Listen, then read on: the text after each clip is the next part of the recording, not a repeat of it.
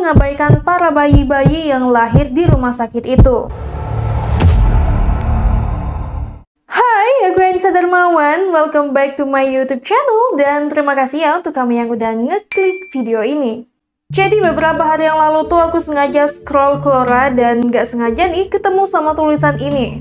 Ada beberapa jawaban dan aku tertarik untuk ngebikin konten hari ini. Kisah seorang perempuan yang bernama Ishikawa Miyuki berasal dari Jepang dan dia dijuluki sebagai The Moon Midwife yang ngebunuh sebanyak 163 bayi di Jepang.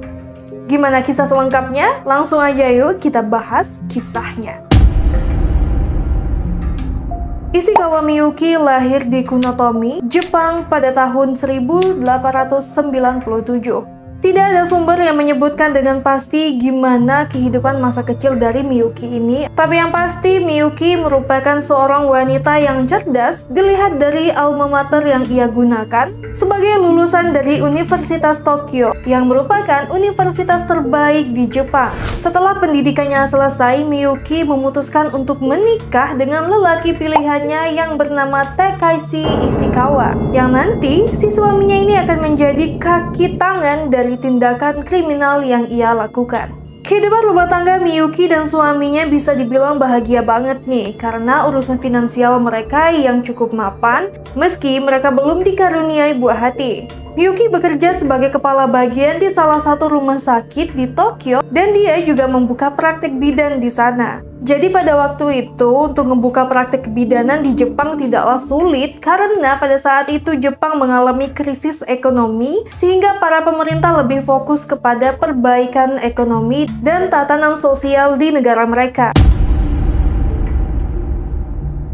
Tepat di tahun 1945, ini merupakan saat-saat tersulit dari Jepang karena imbas dari pengeboman dua kota besar yaitu Nagasaki dan Hiroshima membuat negara ini berada di ambang kehancuran. Pemerintahan yang goyah, ekonomi yang juga nggak stabil membuat banyak sekali masyarakat Jepang pada saat itu mengalami kesulitan untuk bertahan hidup. Kelaparan pada saat itu menjadi permasalahan yang lumrah di sana. Tapi di satu sisi angka kelahiran justru tidak menunjukkan penurunan nih. Rumah sakit tempat di mana Miyuki bekerja mengalami kebanjiran bayi dan ini merupakan masalah besar bagi mereka. Negara yang berada di ambang kehancuran dan para warganya yang mengalami kelaparan setiap hari membuat banyak sekali dari orang tua para bayi ini tidak sanggup untuk membesarkan anak mereka. Pihak rumah sakit juga mengalami kewalahan nih guys, karena mereka tidak memiliki cukup budget untuk merawat seluruh bayi-bayi yang lahir di sana. Atas dasar inilah akhirnya Miyuki menyelesaikan permasalahan ini dengan mengabaikan para bayi-bayi yang lahir di rumah sakit itu. Jadi para bayi ini tuh nggak dirawat sebagaimana mestinya. Setelah dilahirkan sama orang tuanya, bayi-bayi ini tidak diberi ASI, mereka juga dibiarkan kedinginan, sehingga banyak sekali bayi-bayi tersebut yang akhirnya meninggal dunia. Gimana sih dengan orang tua mereka? Pada saat itu jangankan mau ngurusin anak ya, buat makan aja mereka tuh susah. Jadi banyak orang tua yang juga mereka setuju kalau anak mereka tuh ya dibiarin aja gitu. Karena memang mereka yang nggak sanggup untuk ngerawat si anaknya ini. Hal semacam ini terus-menerus berlangsung. Banyak dari pekerja di rumah sakit itu yang merasa udah muak banget, geram banget sama perilaku yang dilakukan oleh Miyuki ini, sehingga banyak dari mereka yang memutuskan untuk mundur atau berhenti bekerja dari sana. Pikiran gila si Miyuki ini gak cuma sampai di sini guys. Semakin hari itu semakin banyak orang tua yang menggugurkan kandungannya ataupun sengaja minta kepada Miyuki untuk anaknya ini dibunuh aja gitu. Nah, karena hal inilah Miyuki akhirnya melihat sebuah peluang yang akan menguntungkan dirinya. Jadi, para orang tua yang sudah terlanjur membunuh anak-anaknya ini kemudian didatangin sama si Miyuki dan suaminya. Kemudian mereka melakukan pemerasan kepada para orang tua yang sengaja ngebunuh anaknya di rumah sakit tempat ia bekerja. Awalnya banyak di antara mereka yang nolak buat ngebayar si Miyuki ini. Tapi di sini Miyuki dan suaminya mengancam para orang tua ini dan mengatakan kepada mereka bahwa uang yang mereka minta tidaklah lebih banyak daripada uang yang harus mereka keluarkan jika si anak mereka itu tidak dibunuh.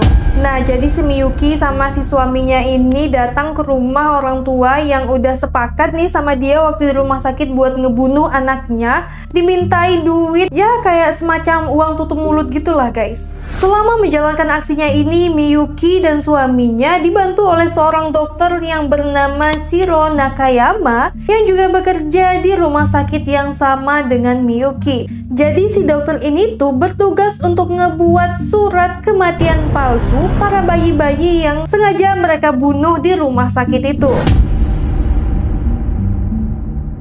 Setelah 3 tahun melaksanakan aksi bejat mereka, akhirnya di tanggal 12 Januari 1948, untuk pertama kalinya kasus ini kebongkar guys.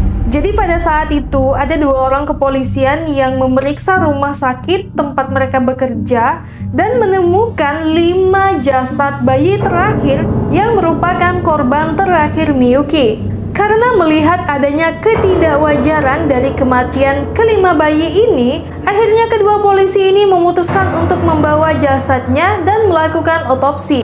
Selang beberapa hari kemudian, tepatnya di tanggal 15 Januari 1948, Miyuki akhirnya ditangkap kepolisian. Mencuatlah kabar mengerikan ini seantero Jepang pada saat itu guys. Penangkapan Miyuki dan suaminya ini membuka tabir yang besar, di mana para kepolisian akhirnya menemukan lebih banyak lagi jasad-jasad bayi yang merupakan korban dari si wanita iblis ini. Setelah melakukan investigasi lebih lanjut, akhirnya para kepolisian menemukan keberadaan jasad bayi-bayi yang menjadi korban kebejatan Ishikawa Miyuki. Nah, karena kepolisian menduga ada lebih banyak lagi jasad-jasad korban Miyuki ini, proses pencarian terus berlanjut setelah beberapa waktu, sehingga para kepolisian kembali menemukan 30 jasad bayi yang juga korban Miyuki di sebuah kuil. Dan kepolisian terus menemukan jasad-jasad bayi, sehingga sampai saat ini total dari pembunuhan yang dilakukan oleh Miyuki berjumlah 163 bayi.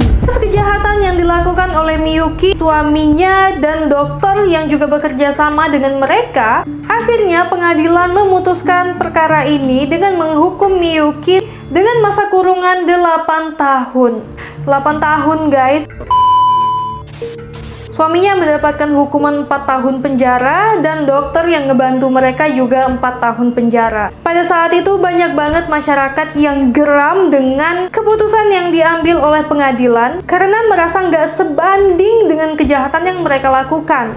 Pendeknya masa hukuman yang harus dijalani oleh Miyuki didasarkan pada keputusan hakim yang menganggap perkara ini merupakan permasalahan kelalaian semata. Nggak tahu malunya si Miyuki ini guys, di dalam mendapatkan hukuman yang gak seberapa dengan kejahatan yang dia lakukan, yang kemudian permintaannya ini disetujui oleh pihak pengadilan. Setelah melakukan banding, akhirnya Miyuki, suami, dan dokter yang ngebantu dia mendapatkan potongan masa hukuman yang semulanya hukuman mereka itu 8 tahun dan 4 tahun penjara, dipotong setengahnya. Jadi Miyuki hanya dihukum selama 4 tahun penjara, si suaminya 2 tahun, dan dokter yang ngebantu mereka juga dikurung selama 2 tahun penjara. Nah, itu tadi kisah dari seorang wanita yang bernama Ishikawa Miyuki yang dijuluki sebagai The Moon Midwife. Gimana menurut kalian nih? Pastinya kesel banget ya sama masa hukuman yang gak setimpal dengan kejahatan mereka. Tapi ya udahlah ya, mau gimana lagi. Semoga kasus seperti ini menjadi pelajaran bagi kita. Dan kalau kalian suka dengan channel aku, jangan lupa klik like dan tombol subscribe-nya ya, biar aku jadi semakin semangat buat upload video. Terima kasih udah menonton dan sampai ketemu lagi di video selanjutnya. Bye-bye!